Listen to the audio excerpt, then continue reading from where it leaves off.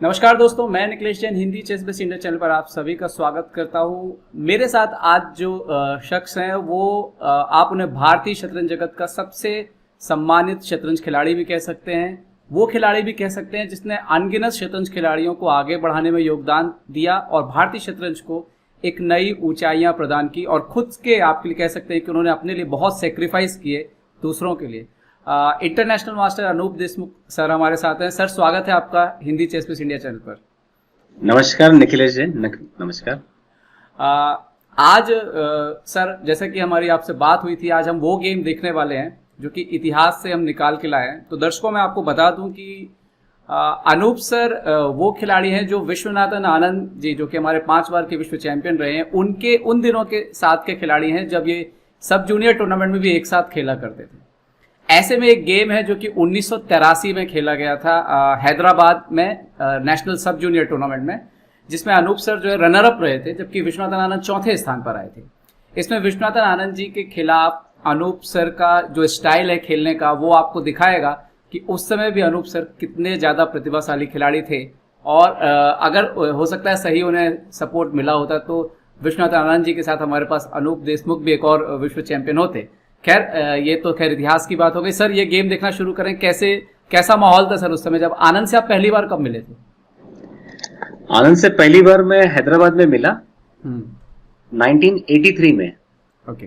तब वो उनके पापा के साथ आए थे और ये गेम देखते समय उनकी मम्मी नहीं थी, पापा पीछे खड़े थे। ओके। और मुझे याद है कि उनके पापा भी ऐसे बहुत ऊंची पर्सनैलिटी है, यानी मे भी 6 फुट के करीब ही होंगे वो भी। ओके। ओके। और ये गेम के लिए मुझे इतना मुशक्कत करना पड़ा। पहले तो स्टेट खेलना पड़ता है, फिर क्वालिफाई, फिर स्कूल्स की सारी पनिशमेंट, फिर नेशनल के लिए छुट्टी नहीं, स्टेट के लिए छुट्टी नहीं, बहुत स्ट्रगल करके नेशनल खेलना पड़ता था। उसमें सर एक किस्सा आपने ये भी बताया था, जब आप ये पोजीशन लेके आए और विश्वनाथ आनंद जी को हरा के आए, उसके बाद स्कूल में आपको नील डाउन होना पड़ा था। हाँ, वो तो ऐसा कुछ नहीं है। कोई भी टूर्नामेंट में विदर्भ लेवल या स्टेट लेवल या नेशनल लेवल खेल के आता, उसके पहले मैं धारवाड़ में मैं जॉइंट रनर अप था अंडर 19 में।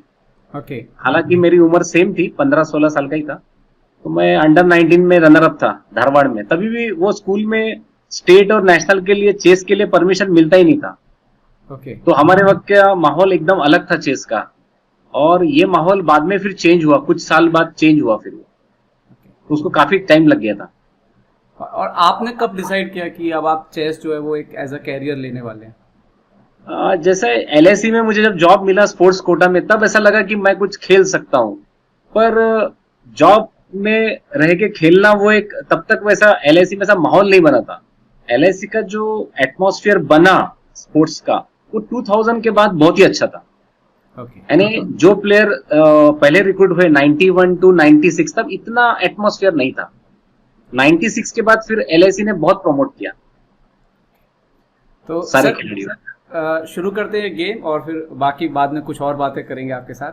तो सबसे पहले इस मैच को देखते हैं। आप वाइट पीसेस के साथ खेल रहे थे इसमें? हाँ, मुझे राउंड के पहले किसी एक साउथ का एक कोई लड़का था, उसने बताया कि you are playing with Vishwanath Anand and he will crush you, ऐसा उसने बोला था। ओके। ओके। तो उस समय भी उनका नाम हो गया था सर काफी। उनकी बुक है ना, वो क्या लिखी हुई, उसमें 83 में तो उनके काफी अचीवमेंट थे, 82 में ही। ओके। अभी उनकी जो बुक बहुत फेमस है ना। Okay, master mind. हाँ, मास्टर माइंड। उसमें हाँ। तो 82 में तो वो तो ऑलरेडी अंडर 19 नेशनल का भी उनका जीतने का ही था, यानी सपना ही था उस वक्त। ओके। ओके। तो सर ये गेम शुरुआत हुआ E4 से। E4। हाँ, मुझे डर ही लग रहा था। मुझे लगा कि आनंद मुझे जल्दी क्रश कर देगा। ओके। उस समय सर रेटिंग आ गई थी ऑलरेडी, तो क्या डिफरेंस था रेटिंग में आप दोनों? नहीं, मुझे रेटिंग नहीं थी उस वक्त। आप अनरेटेड थे और आनंद ऑलरेडी 2200 थे। मुझे आनंद का नहीं पता, दोनों का नहीं पता मुझे। ओके। मुझे नहीं था, आनंद का नहीं पता। ओके, ठीक है। ओके, तो सर यहाँ पर हाँ, तो मैंने जानबूझ के F4 खेला। मुझे लगा कि बाकी लाइंस आनंद को पता ही होगी। हाँ हाँ। तो night C6, night F3, E6, BE2। तो मैंने बोला कि जहां तक कि ये काम करते कि बुक के बाहर रहते। ओके। तो इसलिए मैं सिंपल खेलते गया। Night F6, night C3, D5 E5, night D7 Castle's, bishop E7 king H1। मेरा एम था कि बस अटैक करना है। ओके। और उस समय सर आनंद तो वैसे भी ऑलरेडी ओपनिंग में काफी जानकार हो चुके होंगे। बहुत जानकार था। हमको ओपनिंग का इतना था ही नहीं, नॉलेज ही नहीं था। ओके। तो बस आप ये कोशिश कर रहे थे कि किसी तरह से ओपनिंग से बाहर रखो बस। हाँ, वो सिंपल बेसिक प्रिंसिपल्स, डबल नहीं चलना है, हाँ, सेंटर पकड़ के रखना है, अटैक करना है, कैसल किया तो उस तरफ अटैक करना है, ये बेसिक प्रिंसिपल खेल रहे थे। ओके। कैसल क्वीन E1, हम्म, तो आनंद ने F5, okay, queen G3 A6, and D1, क्योंकि पीसेस चाहिए किंग साइड की तरफ। ओके। वो नाइट खराब था, B5 C3। हाँ, तो यहां मेरा प्लान था D4 पर। आनंद ने बहुत अच्छा मूव खेला, C4, okay, D4 CD4 BD3, night C5। तो यहाँ पे इच्छा नहीं थी मेरी, वो पहले भी सोच रहा था बिशप C2 खेलूं, पर ND4 मुझे अच्छा लगा। ओके। तो यहाँ पर ये थ्रेट आ गया था कि अगर वो गलती से Yes. इसको मार दें तो नाइट Yes, C6 yes. आ रहा था। पीस यहाँ पर। पीस हाँ, पीस मार पीस देगा। चला जाएगा क्योंकि क्वीन बचाएंगे और फिर जैसे Yes. मान लीजिए कहीं भी तो Yes, check yes. Take and Yes. Take. तो ये Yes. थ्रेट लग गया था यहाँ पे। यस, तो उन्होंने नाइट D4 पहले ND4 मारा। मारा। हाँ, ND4 DD4 NE4। अच्छा, बिशप नहीं लिया आपका। नहीं, यहाँ black is better. Okay. Queen H3, हाँ, queen B6, bishop E3, BD7। तो यहाँ ये बिशप इंटू E4 का मन तो नहीं था, पर वो बिशप का कुछ यूज नहीं है तो मार दिया। ओके। तो F पॉन से मारा, हाँ और night C3। Sir, night C3 का आइडिया क्या था? नाइट C3 का एक मुंह का ट्रैप था बस, नाइट इंटू D5, और ऐसा कुछ था नहीं। ओके, नाइट इंटू D5 आ रहा मेरे था ख्याल क्योंकि से हाँ, बिशप। उससे बेटर और कुछ हो सकता था। नाइट F2 हो सकता था। नाइट F2 भी बेटर हो सकता था। ठीक, नाइट आइडिया G4 वगैरह। हाँ हाँ। सर, यहाँ पे उन्होंने क्वीन B7 खेला, ये सही था या कुछ और भी खेल सकते थे? वो खेल सकते थे, रुक भी खेल सकते थे। रुक भी खेल सकते थे। तो हाँ, या बिशप ट्रांस, बहुत कुछ था, बहुत मुझ था। एक्चुअली ब्लैक बेटर है यहाँ पे। ओके। तो उन्होंने का क्वीन position better B7 खेला हाँ, और इमीडिएटली आपने अटैक शुरू कर दिया G4। हाँ, मैंने शुरू कर दिया G4 ये। यहाँ पे सर आप बोल रहे थे कि शायद G4 उतना अच्छा नहीं था, A3 वगैरह एक बार कर लेना चाहिए था कुछ। नहीं, मुझे लगा NE2 G4 ऐसा एक चांस था। मतलब NE2 करके आ जाना चाहिए था। हाँ, तो आपने G4 किया, उन्होंने B4 किया, आप नाइट ये माइनस है। हाँ, ओके। बिशप इसके B5। बाद जब आनंद ने बिशप B5 जब ये वो आई ना, तो हाँ। मैं बहुत सारे अटैकिंग प्लेयर्स की गेम देखता था, जैसे हाँ। डॉक्टर मैक्स यूए, अली खाइन, हाँ बहुत सारे अटैकिंग प्लेयर्स उस समय के, मार्शल। तो मुझे लगा ये टाइम वेस्ट करने में मतलब नहीं है, रुक F2 वगैरह, मैंने शुरू कर दो NG3। ओके। तो आपने बिल्कुल अपने क्लासिकल गेम से इंस्पायर होके नाइट बहुत ही फास्ट खेला ये दोनों ने बहुत फास्ट खेला ये। ओके। सो ही टुक Bishop बिशप into- F1, रुक हाँ। F1। तो अब B3। ऑलरेडी आप एक्सचेंज दे चुके थे, लेकिन आपके पास यहाँ से कुछ अटैक करने के चांसेस थे। हाँ। ओके। तो मेरा टारगेट था वो E6 G6 A4। A4 भी इंटरेस्टिंग है सर। A3 नहीं खेला आपने? A3 इसलिए नहीं कि मतलब कभी कभी बिशप इंटू A3 आ जाएगा। बिशप इंटू A3 आ सकता है, तो इसीलिए आपने A3 नहीं खेला। उनको थोड़ा डिस्करेज किया। नहीं, और क्वीन B5 भी रोक दिया। हाँ, क्वीन B5 भी रोक दिया। यस, ये भी इम्पोर्टेंट है ताकि ये यहाँ पे कोई थ्रेट ना क्रिएट हो। यस, वो इन्वेंशन रोकना था ये थोड़ा। बहुत ही अच्छा मूव लगा मुझे ये। हाँ, A4, तो बिशप B4, बिशप B4। तो F5, अब आपने F5 बढ़ना शुरू किया। क्वीन D7, ये इतना अच्छा नहीं था। हाँ, अभी NH5, NH5 खेला अब आपने। अब आप F6 का थ्रेट आ रहा है। यस, एक बार उनका पॉन ढकलना है आगे, पॉन ढकल हाँ। दिया हाँ, तो फिर NF4 क्वीन H6 और वो नाइट घूम के G5 आएगा। ओके। मतलब काफी सारा कुछ आपके दिमाग में मैन्यूवरिंग चल रही थी यहाँ पे। यस, तो उन्होंने खेला रुक के C8, रुके C8 F6 हाँ, G6 G6। ये तो मार तो सकते नहीं थे, तो कोई सवाल ही नहीं है। Night F4। Night F4। और अब आपका आइडिया था? हाँ, क्वीन H6। तो उनका यहाँ पे जो मुंह था ना, हाँ, वो गलत था। Queen F7 blunder. Hmm, actually Anand यहाँ पे थोड़े से वो बहुत ही ये हो गए थे, डिमोरलाइज्ड हो गए थे। ओके। यहाँ पे और अच्छा, शायद उनको लग रहा होगा कि शायद एक्सचेंज लेके उन्होंने गलत कर दिया या मौका दे दिया आपको कुछ? अभी उनको क्या दोनों डर था, एक तो गेम ड्रॉ भी नहीं होना चाहिए क्योंकि थोड़े बड़े खिलाड़ी थे, हाँ हाँ हाँ और वो भी होता है एक बार की पोजीशन ड्रॉ भी हो रहा है तो भी बुरा लगता है, हार रहे तभी वो प्रॉब्लम होता है। हाँ हाँ। तो queen F7 queen H6। Sir उस समय उम्र उम्र कितनी थी सर आप लोग की दोनों की? आनंद मेरे से 2 साल छोटे हैं। ओके, तो ये आनंद तो 1983 का है, तो आनंद 13 प्लस 13 मैं साल के। 15 प्लस। हाँ हाँ 13 और ओके ओके ठीक है। ओके, तो यहाँ पर उन्होंने क्वीन F7 खेला तो आपने क्वीन H6 खेला। तो अभी रुक C2 ब्लंडर। ओके, और और बहुत फास्ट खेलते थे तब। अभी हाँ मैं पहले सोचा कि NH3 NG5 जाओ, फिर देखा हाँ कि NE6 में तो पॉन ही मिल रहा है सीधा। ओके, आपका ये प्लान था लेकिन फिर आपको नाइट E6 ज्यादा अच्छा मूव लगा। हाँ, मैं थोड़ा रुक गया था।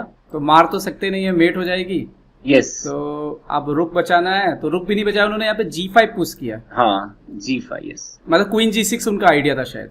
यस यस, मारा तो Okay. Queen G6। मारा तो क्वीन G6। ओके, सो यहाँ पे आपने जो है रुक रुक F5 F5 खेल दिया।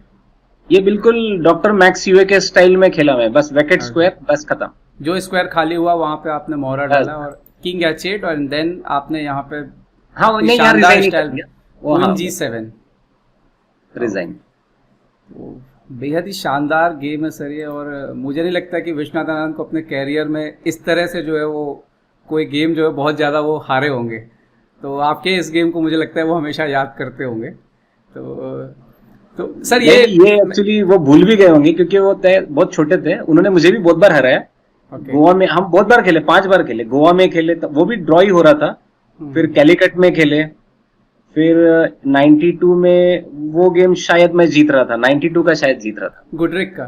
सर हम उस पर भी एक वीडियो करेंगे क्योंकि वो पोजीशन भी हमने देखी, काफ़ी इंटरेस्टिंग है वहाँ पे। तो सर ये एक बात मैं आपसे पूछना चाहता हूँ कि उस समय विश्वनाथ आनंद जी जो भी आपने देखा उनमें उस समय क्या क्वालिटी आपको लगती थी? आप जब उनमें ऐसा था कि उनका हार्डवर्किंग क्वालिटी और उनका जो एम था, उन्होंने चेस एज ए प्रोफेशन ही ले लिया था।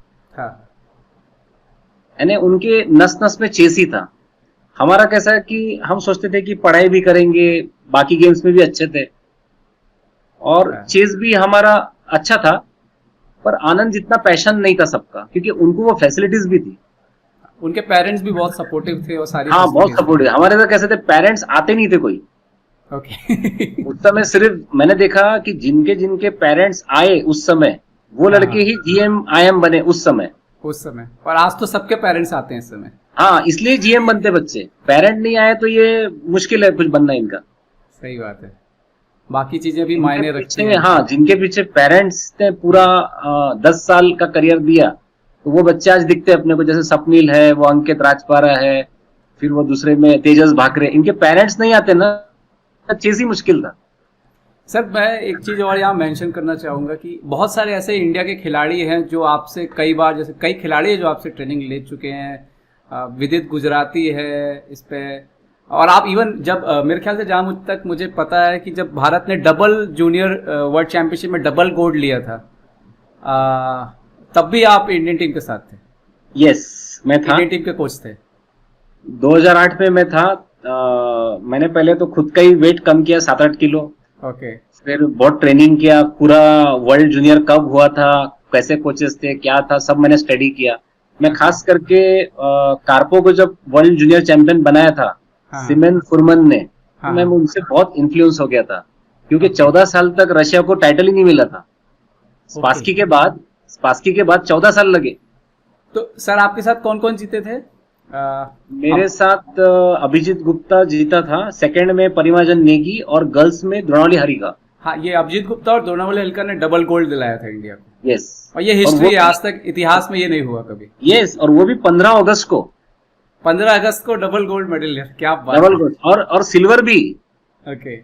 और सिल्वर परिमाजन नेगी, सिल्वर परिमाजन नेगी। हाँ, ऐसा कभी नहीं हुआ। मतलब और टोटल 6 मेडल में से 3 मेडल इंडिया को मिले। 3 इंडिया का, और एक अपन ने मिस किया, सौम्या स्वामीनाथन का सिल्वर या ब्रॉन्ज था, उसने क्लॉक प्रेस करना भूल गई वो। Okay okay. बट उसके बाद फिर सौम्या स्वामीनाथन ने वर्ल्ड जूनियर जीती, फिर उसके आने वाले वो नेक्स्ट ईयर, हाँ वो उसके नेक्स्ट ईयर जीती। सर बहुत ही आनंद आया। ये तो आपके साथ हमारा ये पहला एपिसोड था और उम्मीद है और कि तुर्की में इतना मजा आया। फ्लोरेंस कैंपेमेनेस करके थे फिडे के पुराने प्रेसिडेंट, वो 22 साल प्रेसिडेंट थे। वो हाँ। मुझे, हम ब्रेकफास्ट पे रोज मिलते थे। उन्होंने 9 दिन मुझे वही कहानी बताई कि वो फिशर कार्पो वाला मैच होने वाला था, पर हाँ। कुछ तो भी प्रॉब्लम होता था और वो डील नहीं होती थी। ओके। तो हम रोज वो चेस के बारे में बातें करते थे, रोज ऐसा आधा घंटा हमारा जाता था हाँ, मॉर्निंग हाँ, में। हाँ।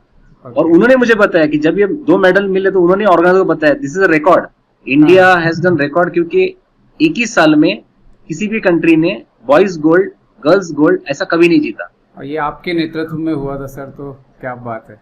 नहीं, मैं तो एक निमित्त था, ऐसा नहीं कुछ बट नहीं। आप बच्चों की आप मेहनत आप थी। कोच थे सर, इंडियन टीम के आप कोच थे वहां पे, तो उस बात के मायने बहुत ज्यादा है क्योंकि उस समय खिलाड़ी बहुत प्रेशर में होते हैं। सर आप हाँ, ओलंपियाड भी खेले थे इंडिया के लिए यस, 1998 में खेला था। और 1998 शशि किरण और मैं, हम दोनों ही मेन स्ट्राइकर थे इंडिया के लिए। ओके। मैक्सिमम गेम्स जो थे हम नहीं जीते थे। ओके, उसमें और कौन कौन था सर टीम में आपके साथ? बरुआ हमारे कैप्टन थे, हाँ हाँ प्रवीण थिप्से हमारे सेकंड, हाँ। फिर अभिजीत कुंटे, अच्छा। अभिजीत कुंटे के बाद में शशि किरण हाँ। और सर्वानंद और मैं। ओके। विश्वनाथन आनंद नहीं थे वहां पर? नहीं, आनंद नहीं खेले, वो खेलते तो मजा आता। ओके। ठीक है सर, अभी तो आपसे और भी चेस के बारे में बात करेंगे क्योंकि अभी हम बाद में एक और गेम जो आपने गुडरेक इंटरनेशनल में खेला था उसको भी देखने वाले हैं। सो एक्चुअली मैं वो गेम दिखाने वाला नहीं था, बहुत बार मैं दिखाता नहीं, मैं शर्म था एक्चुअली, मैंने कहा, क्या सब्जी का गेम दिखाने का। नहीं सर, पर हिस्ट्री है ये, मतलब लोगों को पता होना चाहिए। और ये गेम मतलब देखिए, आनंद तो ऑलरेडी सबको पता है, लीजेंड है, लेकिन आपने उनको इस तरह से हराया था ये भी लोगों को पता होना चाहिए। शतरंज सबका हिस्सा है, मतलब सबको पता होना चाहिए क्या हुआ था। नहीं, बचपन में ये सब चलते रहता, पर 92 का जो मिस हुआ ना, वो मुझे हाँ। मजा आता था। यदि 92 में वो ड्रॉ या विन होता था और मजा आता था। सर तो हम अगले एपिसोड में फिर आगे बात करेंगे। इस एपिसोड में जो हमसे जुड़ने के लिए बहुत बहुत धन्यवाद sir, thank you so much. चलो, थैंक यू।